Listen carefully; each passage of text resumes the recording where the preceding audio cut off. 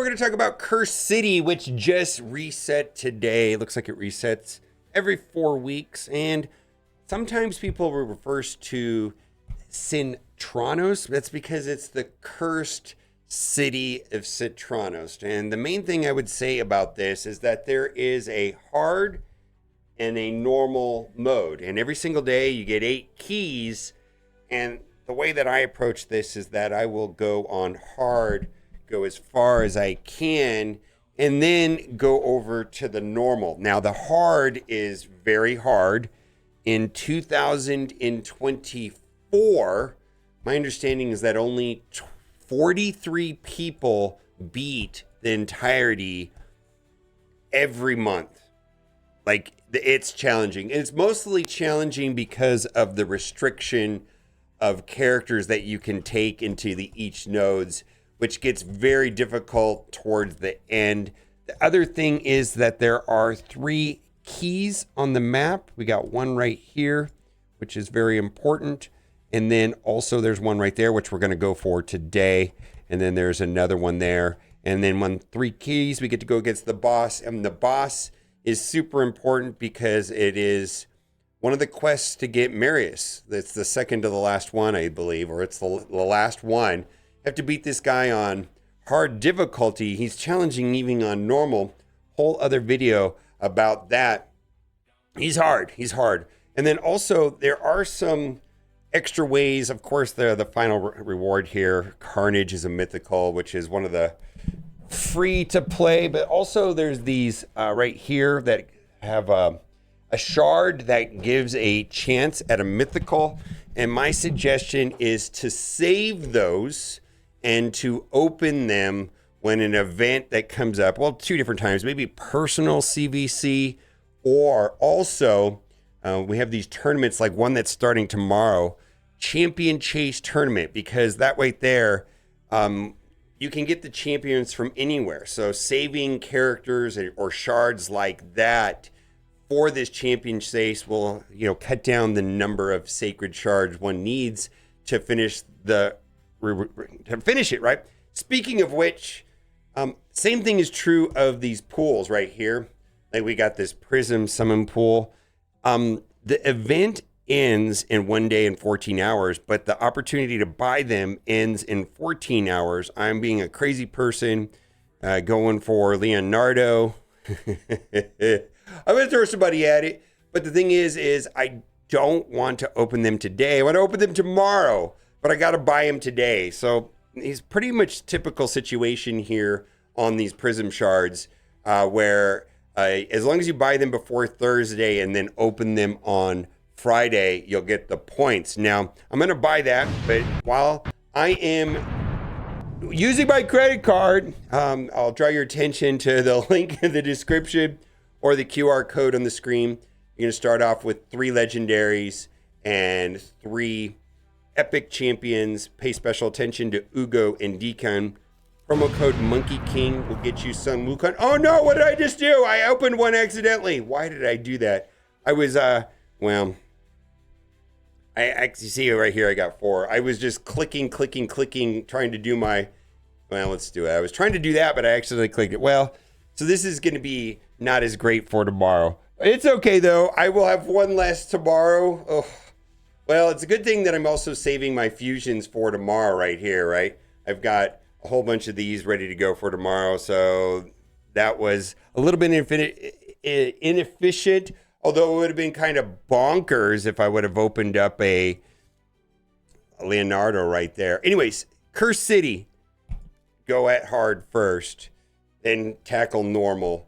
And what I'm going to try to do in today's video is get this key right here. So we're going to go in and I think I should be able to hit auto on a lot of it. And it won't be too challenging. And then you just get an idea of going through it. But I think that's all of my general suggestions for Curse City is save the crystals that you get over time when you're playing it. For this, the event, like the one that's starting tomorrow, or personal CVC. Pretty much anytime you have access to a fused champion, if you don't need the champion today, you can save it. save it for the event, and that way you get extra points. That's just like I'm doing with the Prism shards. I'm saving them for tomorrow to get points. You get 8 keys a day. It's bonus stuff. This is going to be the challenging. It's pretty much designed to not be beaten easily. Anyways, like I said, only 43 people were able to do it in the last year, get through every single node every single month. So it's a small percentage of in-game players. It's in-game content. And for me, I'm starting to put my live arena bonuses into Curse City because I've already maxed out all of my faction wars. So, I'm working on faction wars hard. So as far as in-game PvE content for me, it's coming down to Curse City, faction wars, and then also I'm still struggling in Chimera. And so there's, if you could only do normal, that's fine. But my suggestion is the way that I always do it is I go in like I am right now, and I do as much hard as possible. Then I hit a wall. I just do. Then I go back and spend several weeks going through normal. And then when I finish normal, then I'll revisit going back into hard. And oftentimes I've found that I've acquired new characters or I've upgraded teams. And also at that point, I'm more willing to start moving gear around. I think that is one of the main things about this. Now that we have free gear removal, moving gear around is a strategy. And I'm not necessarily willing to do that here right now, but as I go through it, I will. Now you can see that I have preloaded teams, and I'm just going in with my preloaded teams that I did from last time. In fact, I may have acquired new characters since then that'll make this a faster experience. A lot of times I'll look, it's like, oh, I have Tholen now, but when I came through this, because there's a rotation of this, right? And, several months ago when I came through this, I was using this guy, and you know what? This character over here is not really great in this type of an environment. Why am I not using Tholen instead of that guy? Because pretty much on these early stages, like, my big boy AoE damage dealers is what takes the cake in getting through this. But it saves the team that I used last time. So that, if I've beat this stage before, it'll populate the team that I beat it last time. But there may, in fact, be a faster team.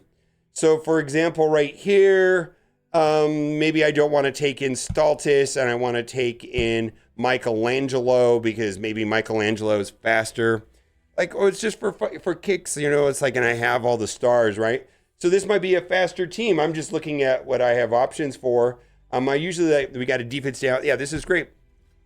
So maybe this will be a couple seconds faster than the last time I came through here. I don't know if that matters too much because I think Alice is going to just run over it. Well, we're going to get stuck behind that. All right, I got to take this off auto because I got to do a basic to get rid of that.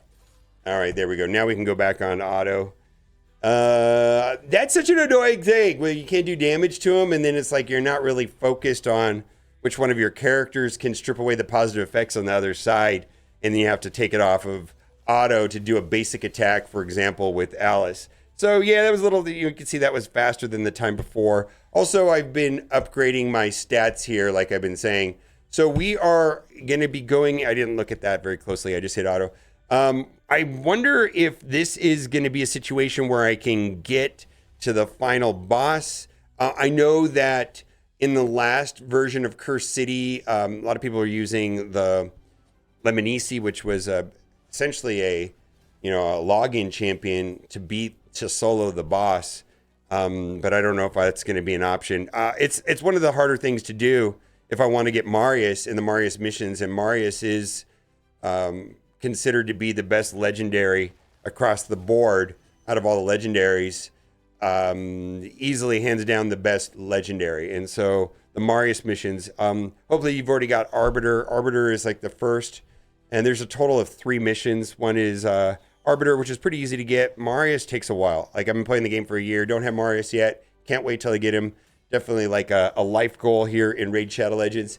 And then there's another one, Ramatu, who is harder to get in some ways, but I don't think he is as useful in as many places like Marius is. Marius is just pure beast mode. Okay, So now we're going into the first key. So this is going to be a double boss. And I don't know if I've beat this before. And this is where we're going to, okay, so this is going to be pretty easy. As long as I'm able to get, what do I got there? I've got, I just need to do damage. Now I'm going to swap out some of the, because, I've got Tholen now. And I can see here that the last time I came through, I did not have Tholen. So I'm going to take out Bora, who does have some synergy with Mitch, but I already know off the top of my head that I don't have as great gear. So this should be faster. This is this should be great. All right, I don't even know if I need to do targeting. Yeah, let's just go. I'm going to just target him because he's going to create all the problems. Now look at all that freezing. Okay. Actually, there we go. We almost got through him. So I can go, he's done. So basically the HP burn from Geomancer, when he did damage, he reflected it back onto him. So this is a pretty easy day. And hitting up these double boss nodes is going to give Merciless and Supersonic gear. And Supersonic gear is fine. It's okay. But Merciless gear right here is the premier damage set. Right here, because it's going to have 35% ignore defense, which is very good, very high. This right here, 35% chance to increase a random skill cooldown by 1 turn when dealing damage. And then right here, 15% chance of gaining extra turn. So this makes for, in my opinion, hands down, the best damage set. Now, in Arena, most people on their damage dealers will run Stone Skin Lethal Combo. Or 4-piece Stone Skin, which is, on spawn you get the Stone Skin, which makes it a lot harder to carry the character. And then a 4-piece Lethal, which will give, 25% ignore defense. So this is considered to be a superior set, in PvE content. But in Arena and PvP content, the Stone Skin is so important that they're usually running a 4-piece Stone Skin, 4-piece Lethal, or Savage. And this is a piece of gear right here. I don't know if I'll use that. This right here, gauntlets. I frankly, these 4 pieces aren't that exciting to me. Maybe I could I'm not going to sell them or anything like that. But then I've got the key, and then I just need to get the 3rd key, and then hopefully I'll be able to get through the boss and on my way to getting Marius and also Carnage. Now, if you've not done so already, click the link in the description or scan the QR code right here on the screen. Well, let's see. Let's just throw it up there. There's the QR code on the screen, and you're going to get essentially 3 epics and 3 legendaries. You're going to get Corrado Fox Hunter right out of the gate. And then when you get through the tutorial and you're going to pick Kale, then you're going to get use promo code Monkey King and get Sun Wukong. Then when you logged in for 7 days, you're going to get Michelangelo, who I used in this video. And then over time, as you go up levels, you're going to get Ugo, who's amazing, Fane, and then also Deacon at level 40, who I used today. Deacon's probably 2nd best epic in the game, second only to Geomancer. All right, bye for now.